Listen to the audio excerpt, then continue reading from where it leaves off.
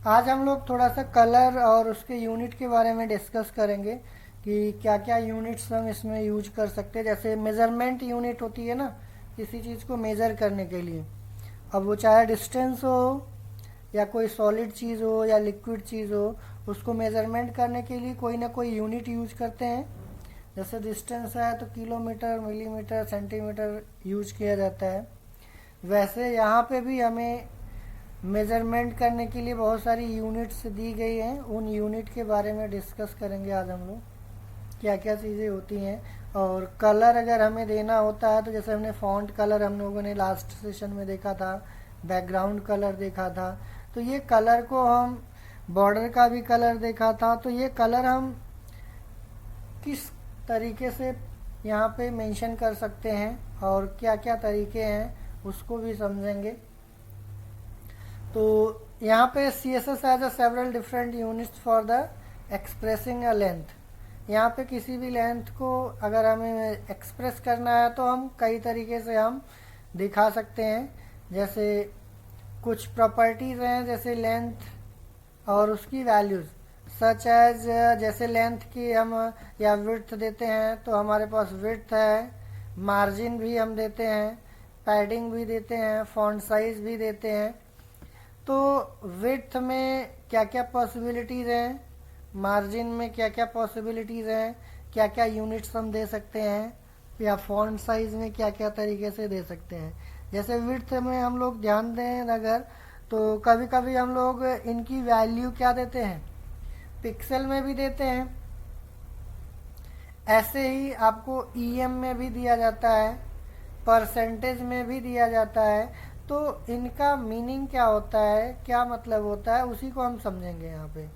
कभी कभी हम लोग फॉन्ट साइज पिक्सल में भी देते हैं, पीटी में भी देते हैं। तो इनका क्या मतलब है, इन्हीं सब, जैसे हमारा पी एक्स क्या है, एक यूनिट है पिक्सल। ई एम क्या है, एक यूनिट है। और ऐसे ही आपके पास परसेंटेज का साइन होता है, वो भी एक यूनिट है। पी टी होता है, वो भी एक यूनिट होता है। तो इन्हीं को हम लोग समझने की कोशिश करेंगे कि इन लेंथ्स की यूनिट्स की जो वैल्यूज़ होती हैं कुछ इस तरीके से होती हैं, और ये कहाँ कब यूज करेंगे उसी को चेक करेंगे। Measurement unit mostly used for design the layout of the website. ये यूनिट्स का हम वेबसाइट को डिज़ाइन करते टाइम यूज करते हैं। जैसे पिक्सल हो गया, पीटी का मतलब पॉइंट हो गया, बाकी परसेंटेज हो गया, ईएम हो गया।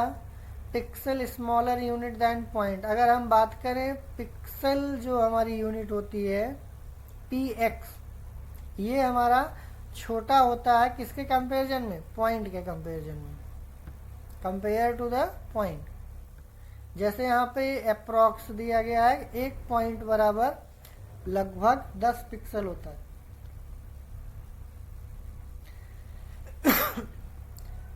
और यहाँ पे ई एम जो हमारा है, E M it is a responsive.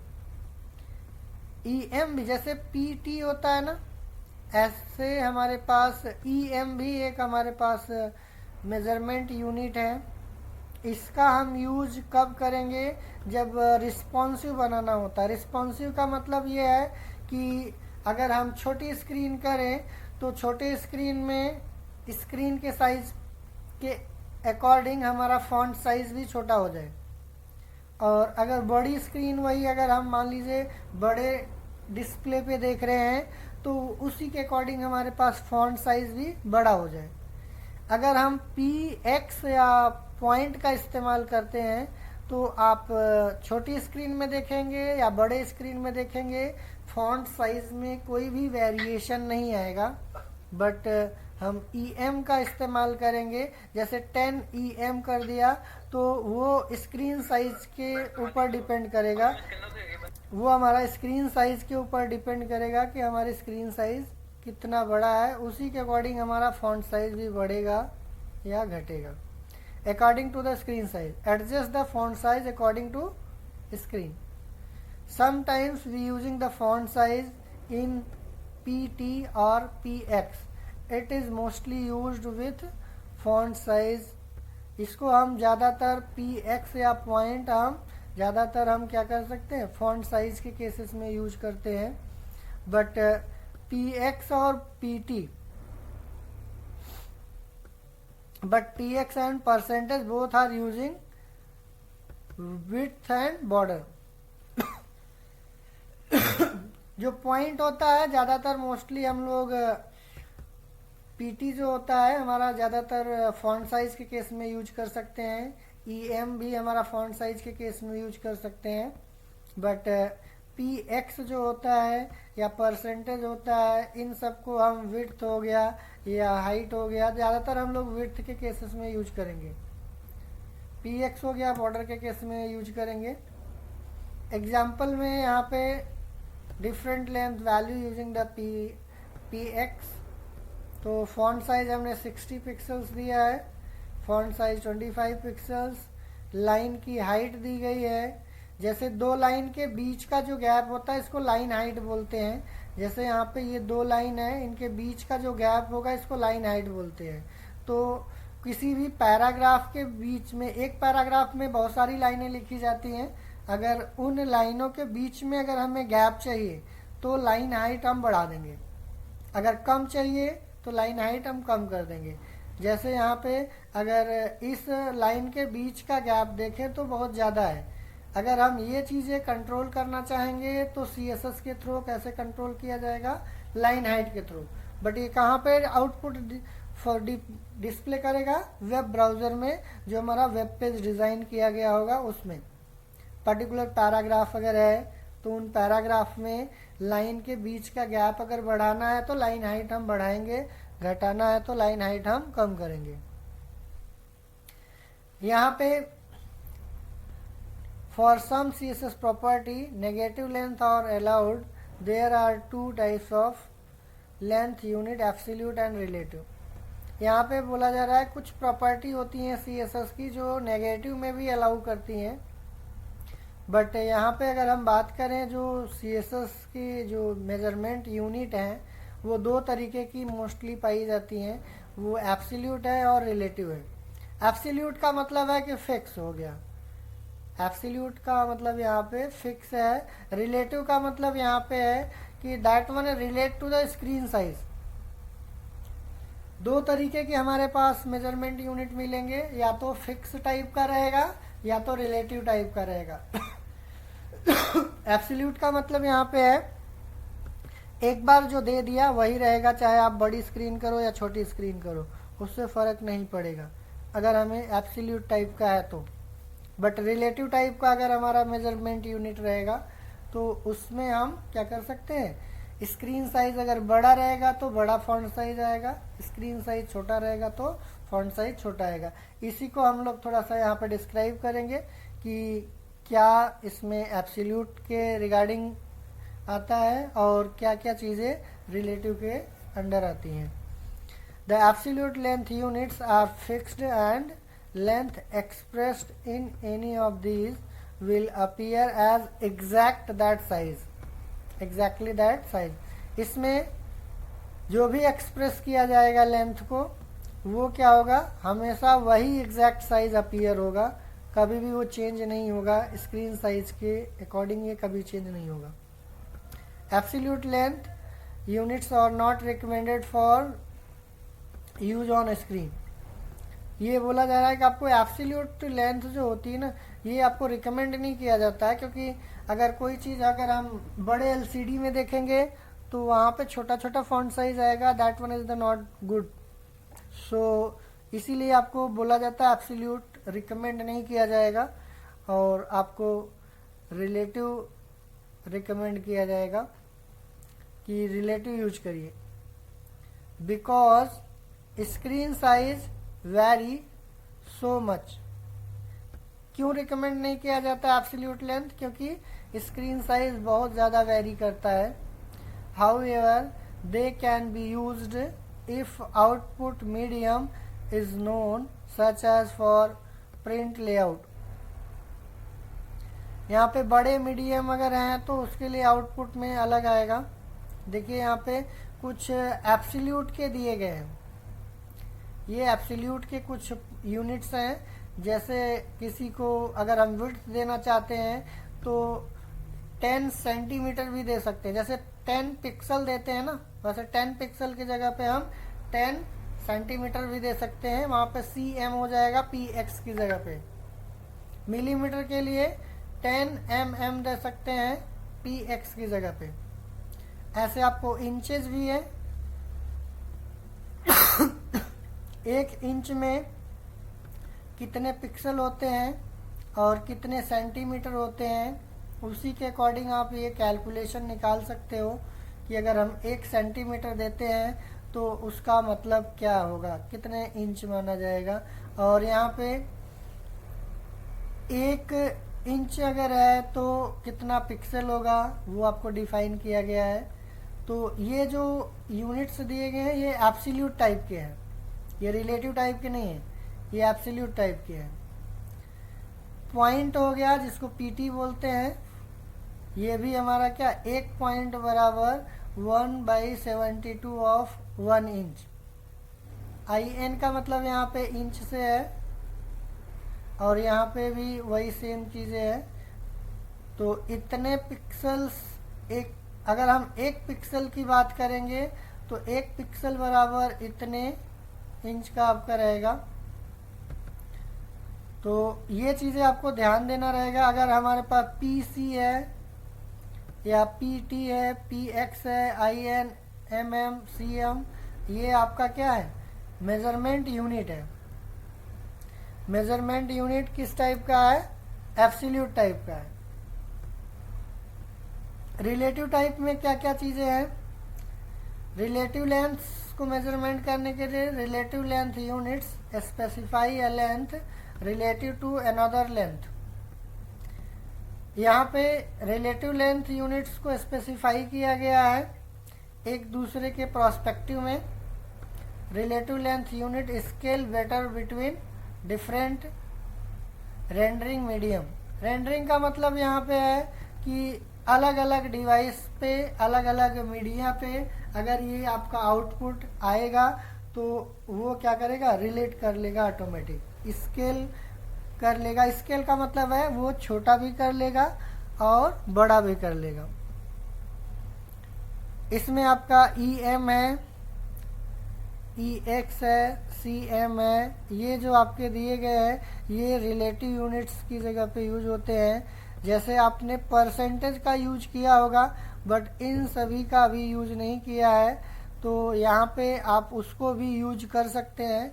जैसे यहाँ पे आपको VW दिया है जिसको व्यू पोर्ट बोलते हैं, VH, Vmin, Vmax और परसेंटेज। ज़्यादातर हम लोग परसेंटेज का यूज करते हैं या फिर VW का भी यूज करते हैं। ये जितने यूनिट्स दिए गए हैं ये रिलेटिव वाले हैं। स्क्रीन साइज के अकॉर्डिंग ये हमारा क्या होगा, बड़ा भी होगा छोटा भी होगा। तो आप इसको भी ट्राई करके देख सकते हो। यूनिट के साथ साथ इसमें कुछ कलर्स के लिए भी दिए गए हैं। जैसे कुछ कलर्स हमारे पास यूज होते हैं तो कलर की भी अलग अलग मेथड्स होते हैं यूज करने के लिए CSS में। जैसे यहाँ पे HTML colour are specified with predefined colour names with, या फिर कुछ तो प्री डिफाइंड कलर नेम के अकॉर्डिंग होते हैं जिसको हम कीवर्ड के बेसिस पे जानते हैं, और कुछ आपके मेथड के थ्रू दिए गए हैं। जैसे RGB मेथड है, हेक्साडेसिमल मेथड है, HSL मेथड है, RGBA है या SHLA है। ये अलग अलग तरीका है जो कलर का नाम देने के लिए यूज किया जाता है। जैसे अभी हम कुछ प्री डिफाइंड कलर के नेम के थ्रू करते हैं, just like that red, green, blue ऐसे देते हैं, बट हमारे पास कुछ ये फंक्शंस दिए जाते हैं। इन फंक्शन के थ्रू भी हम कलर्स को मिक्स करके निकालते हैं अलग अलग स्कीम के थ्रू। जैसे यहाँ पे RGB का दिया गया देखिए, और ये हेक्साडेसिमल का दिया है, और ये आपका HSL का दिया है। In the HTML, color can also specified using RGB value hexadecimal value and HSL value, RGBA value and HSL value. ये सारे अलग अलग तरीका है जिसके थ्रू हम क्या कर सकते हैं, कलर को डिफाइन कर सकते हैं CSS के अंदर। तो आपको कभी ऐसे भी मिलेगा RGB और ब्रैकेट में 3 पैरामीटर मिलेंगे। तीनों पैरामीटर्स में से पहला पैरामीटर जो होगा ये रेड के लिए होगा, दूसरा ग्रीन के लिए होगा, तीसरा ब्लू के लिए। यहाँ पे 3 कलर बेसिक दिए जाते हैं, जिस हमें पता होना चाहिए कि ये जितने भी कलर हमारे बनते हैं वो सारे कलर 3 कलर को मिक्स करके बनाया जाता है। पहला रेड कलर होता है, दूसरा ग्रीन कलर होता है, तीसरा ब्लू कलर होता है। ये हमारे बेसिक कलर बोले जाते हैं। इन्हीं कलर से मिला करके हमें सारे कलर रेडी किए जाते हैं।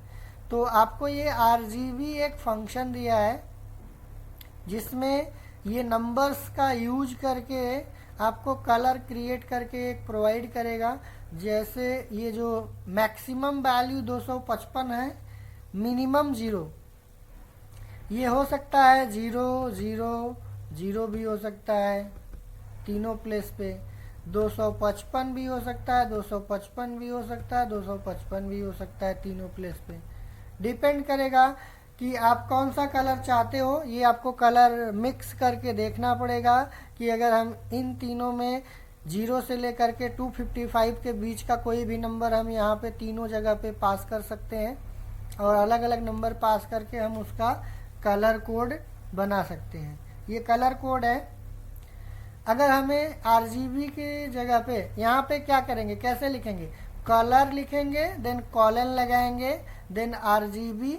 जैसे कलर कॉलन रेड करते थे तो कलर कॉलन रेड की जगह पे क्या करेंगे, कलर कॉलन RGB ब्रैकेट में, और ये वैल्यूज पास किए जाएंगे। अब वो वैल्यू कुछ भी हो सकती है 0 से लेके 255 के बीच का, बट 3 पार्ट में रहेगा। हेक्साडेसिमल में हमारे पास होता है, हेक्साडेसिमल में यहाँ पे भी हैश के पहले कॉलन रहेगा, देन कॉलन के पहले कलर या बैकग्राउंड कलर रहेगा, जो भी प्रॉपर्टी हम लोग CSS की लिखते हैं। हैश, और यहाँ पे जो नंबर्स लिखे गए हैं, ये 2 नंबर जो होते हैं रेड के लिए होते हैं और 2 नंबर ग्रीन के लिए होते हैं, देन 2 नंबर ब्लू के लिए, रेड ग्रीन ब्लू। यहाँ पे जो रेंज यूज किया जाएगा 0 से लेकर के 9 के बीच का कोई भी नंबर हो सकता है, और अल्फ़ाबेट जो होते हैं वो A से लेकर के F के बीच का कोई भी अल्फ़ाबेट यूज कर सकते हैं। जैसे 0 0 0 0 0 0 0 0 0 तीनों जगह पे कर सकते हैं, या F F F F F F F, ED ED ED ED ED ED, कोई भी कॉम्बिनेशन हो सकता है। HSL में आपका परसेंटेज का इस्तेमाल किया जाएगा। इसमें मैक्सिमम 100% होगा, बाकी आप कोई भी परसेंटेज आप दे सकते हो उसके बीच का रेंज में। HSL, इसको अभी हम लोग एग्जाम्पल के थ्रू और बेटर तरीके से देखेंगे एक्सरसाइज में। The following 2 divisions elements have their background color set with RGBA and HSL a value which adds an alphabets। इसमें A का मतलब यहाँ पे है अल्फा, अल्फा का मतलब यहाँ पे दिया गया है कि alpha channels to the colours. ये ट्रांसपेरेंसी के लिए होता है। ए जो हमारा होता है अल्फा, जिसको हम आगे चल करके ओपेसिटी पढ़ेंगे। ओपेसिटी में आपको ट्रांसपेरेंसी के लिए होता है। जैसे किसी कलर का अगर हमें थोड़ा सा ट्रांसपेरेंट बनाना होता है तो ए फॉर अल्फा दिया गया है। अल्फा का मतलब है ट्रांसपेरेंसी, कितना % हम ट्रांसपेरेंट करना चाहते हैं। जब हम HSLA लगाएंगे, एक तो हमारे पास RGB था, जैसे यहाँ पे देखिए एक RGB था और एक HSL था। इसमें अगर हमें RGB में RGBA कर देंगे तो एक चौथा पैरामीटर जुड़ जाएगा जिसको हमें ट्रांसपेरेंट करना होता है उस कलर को ट्रांसपेरेंट करने के लिए। ऐसे HSL में भी HSLA जुड़ जाता है ट्रांसपेरेंट करने के लिए। तो यहाँ पे वो RGBA और HSLA ये दो चीज़ें हैं जो ट्रांसपेरेंट करने के लिए यहाँ पे यूज कर सकते हैं। बेस कलर हमारे तीन ही हैं, रेड ग्रीन ब्लू। इन्हीं कलर के मिक्स से हमारे सारे कलर्स बनेंगे, जिसमें हमारा पहला मेथड था कीवर्ड के थ्रू। कीवर्ड के थ्रू का मतलब यहाँ पे है कलर, कलर का नाम, ये रेड ग्रीन ब्लू जो अभी तक हम करते आ रहे हैं, लाइट ब्लू लाइट ग्रीन, ये क्या है कीवर्ड बेसिस पे कलर है। जैसे ये एग्जांपल्स हैं, ये हमारे कीवर्ड बेसिस वाले कलर हैं। और बाकी आपका कलर इन CSS पासिंग थ्रू हेक्साडेसिमल। अगर हमें हेक्साडेसिमल के थ्रू पास करना है तो यहाँ पे देखिए बेसिकली क्या क्या यूज होंगे। कुल 16 नंबर्स यूज होते हैं, जिसमें से 0 से लेके 9 तक का 10 होता है और 5 A से लेके F तक होता है। A का मतलब है 10, B का मतलब है 11, बट यहाँ पे हेक्साडेसिमल का फॉर्मेट आपको समझाया गया है। बाकी आपको हेक्साडेसिमल कलर यूज करना है तो आपको यूज करने का तरीका कुछ ऐसा रहेगा। कलर प्रॉपर्टी होगी, कॉलन लगेगा, रेड ग्रीन ब्लू, दो वैल्यू रेड के लिए, दो वैल्यू ग्रीन के लिए, दो वैल्यू ब्लू के लिए, और वो कॉम्बिनेशन इसमें से कोई भी हो सकता है। 0000 भी हो सकता है, FFF भी हो सकता है, AAA भी हो सकता है, ED भी हो सकता है। ये आपके ऊपर डिपेंड करेगा आप कौन सा कलर चाहते हैं, वो आपको ट्राई करना पड़ेगा, देखना पड़ेगा।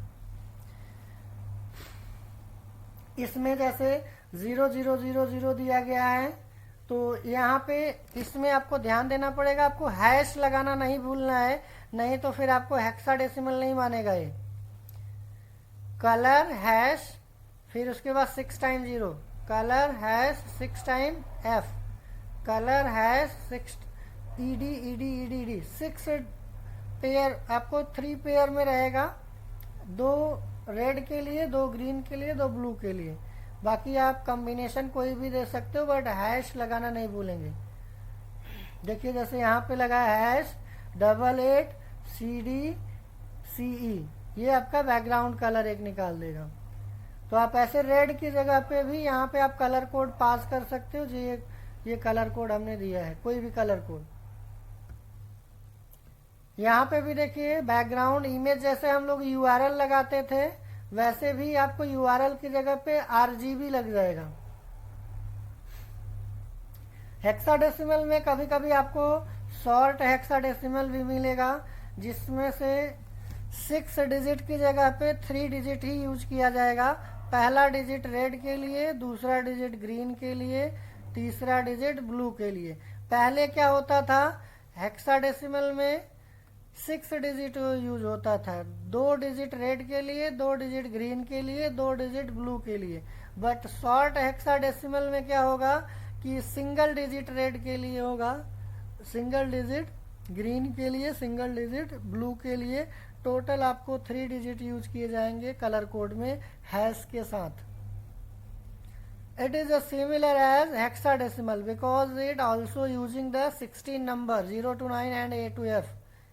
ये सेम ये नंबर्स यूज करेगा, बट यहाँ पे 6 डिजिट की जगह पे 3 डिजिट में यूज होगा हैश के साथ। RGB हमारा क्या है, रेड ग्रीन ब्लू।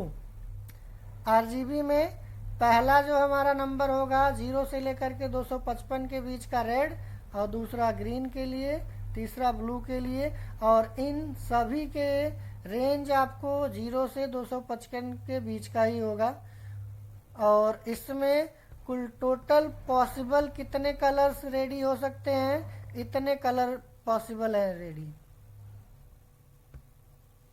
इसमें फॉर एग्जांपल्स में जैसे एक एग्जांपल यहाँ पे कलर दिया गया है, तो यहाँ पे हम कलर लिखेंगे कॉलन और RGB ब्रैकेट में, और ये नंबर्स हम कोई भी पास कर सकते हैं कॉमा के साथ। It display as red because red is the set to highest value. यहाँ पे इसमें ये कलर अगर हमने इस्तेमाल किया है तो रेड दिखाएगा, क्योंकि यहाँ पे पहला कलर रेड होता है जिसकी सबसे ज़्यादा वैल्यू दी गई है, इसलिए रेड आपको ज़्यादा दिखेगा। And two colours green and blue are set zero, इसमें जीरो जीरो सेट किया, रेड ग्रीन ब्लू आपने लिया ही नहीं है। जीरो का मतलब क्या है, आपने पहला रेड है सबसे ज़्यादा मात्रा में, ग्रीन है कुछ भी नहीं लिया है, ब्लू कुछ नहीं लिया है, तो ऑब्वियसली आपको है कि आपको रेड मिलेगा। ऐसे इसमें अगर हमने रेड को ब्लैंक कर दिया, जीरो कर दिया, तो ग्रीन में ये आपको ग्रीन डिस्प्ले करेगा। ना तो ब्लू मिलाया ना तो रेड मिलाया, केवल ग्रीन किया तो ग्रीन मिलेगा। ऐसे आपको अलग भी रहेगा, यहाँ से रेड ग्रीन ब्लू, ये आपका व्हाइट दिखेगा। अगर हम सबसे ज़्यादा सबका पैरामीटर सेम कर देंगे तो ये व्हाइट दिखेगा, अगर सबका पैरामीटर जीरो कर देंगे तो ये आपका ब्लैक दिखेगा। ये कलर कोड है ब्लैक के लिए 000 और 255 ये हमारा व्हाइट के लिए है कलर। ये शॉर्ट हेक्साडेसिमल के लिए है, हैश के साथ रहेगा, hash 000 black colour, hash 000 white colour. ऐसे आरजीबी के लिए भी करेंगे, बट 0 to 255। आरजीबी में अल्फा का मतलब एक ओपेसिटी है, तीन पैरामीटर सेम वैसे ही रहेंगे, सिर्फ यहाँ पे एक परसेंटेज का वैल्यू पास किया जाएगा, जिसमें से हम क्या कर सकते हैं, ये डिसाइड कर सकते हैं कि वो कलर कितना ट्रांसपेरेंट होगा। ठीक है, ऐसे ही यहाँ पे इसमें अल्फा का मतलब ओपेसिटी होता है, ओपेसिटी का मतलब यहाँ पे है ट्रांसपेरेंट करना, कितना हमें कलर को ट्रांसपेरेंट करना है। रेड ग्रीन ब्लू मिला करके जो कलर बनेगा उसकी ट्रांसपेरेंसी कितना रहेगा, वो हम यहाँ से कम या ज़्यादा कर सकते हैं। कैसे करेंगे, देखिए, एक ओपेसिटी हमारे पास प्रॉपर्टी होती है, इसको इसी के थ्रू हम क्या कर सकते हैं, किसी को उसकी ओपेसिटी बढ़ा सकते हैं या ज़्यादा कर सकते हैं। तो ओपेसिटी हमेशा 0.00 से लेकर के 1.0 के बीच का ही होगा, ना तो मिनिमम 0 से कम नहीं हो सकती ओपेसिटी, और मैक्सिमम वैल्यू ओपेसिटी की 1 से ज़्यादा नहीं हो सकती। तो alpha parameter is number of betweens fully transparent. अगर पूरा ट्रांसपेरेंट करना है तो 0 पास कर दीजिए, और अगर ट्रांसपेरेंट नहीं करना है तो 1 पास करिए। यहाँ पे कहने का मतलब ये है कि अल्फा की जगह पे अगर हमने 0 कर दिया तो पूरा का पूरा ट्रांसपेरेंट हो जाएगा, अगर 0.1 किया तो हल्का ट्रांसपेरेंट होगा, फिर 0.2 किया, ये आपका ट्रांसपेरेंट की अगर हमें फुल्ली करना है तो 0, अगर बिल्कुल ट्रांसपेरेंट नहीं करना है तो 1, अगर हल्का करना है तो 0.9 कर देंगे तो हल्का ट्रांसपेरेंट रहेगा, 0.8 करेंगे तो थोड़ा उससे ज़्यादा ट्रांसपेरेंट हो जाएगा, 0.5 करेंगे तो थोड़ा और अधिक ट्रांसपेरेंट हो जाएगा। तो ये चीज़ें हम यहाँ पे 0 से लेकर के 1 के बीच की कोई भी वैल्यू हम इसमें पास करेंगे। तो इसमें हमें क्या करना है, 0 से 1 के बीच की कोई भी वैल्यू रहेगी।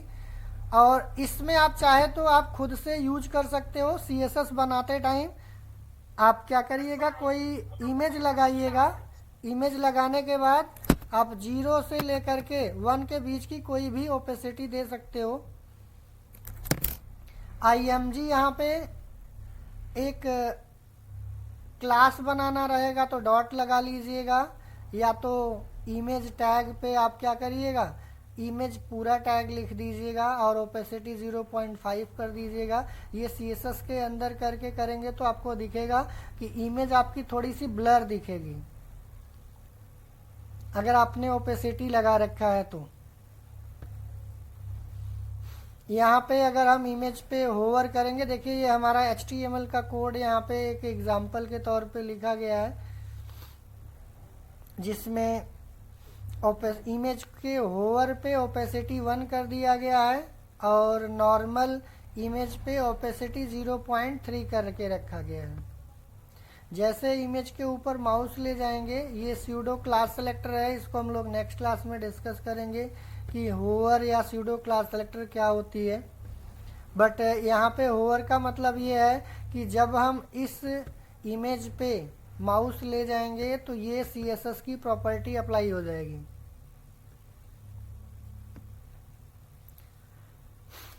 यहाँ पे भी कुछ क्लासेस यूज की गई हैं पर्टिकुलर डिवीज़न के साथ, इसको भी हम लोग प्रैक्टिकली करके देखेंगे तो ज़्यादा क्लियर रहेगा कि कैसे हम लोग इस पे काम करेंगे।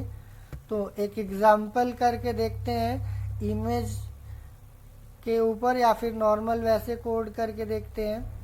तो एक हम छोटा सा CSS का एग्जाम्पल करके देखेंगे जिसमें ओपेसिटी हम लगा करके देखेंगे इमेज के ऊपर, और उसमें इमेज के साथ साथ हम लोग कलर का कोड भी देखेंगे कि कलर का कोड कितने तरीके से हम दे सकते हैं।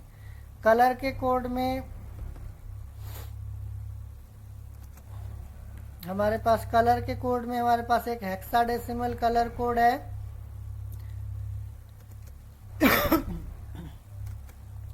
और RGB कलर कोड था, SHA कलर कोड था। इसी कलर कोड को इसमें एक एग्जांपल जिसमें इमेज लगाया गया होगा उसी को हम लेते हैं।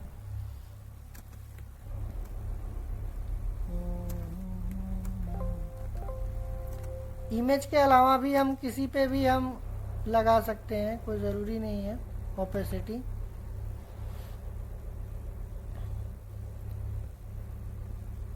देखते हैं, इसी को ओपन करते हैं। ठीक है, इसमें तो अलग अलग फाइल है, हम लोग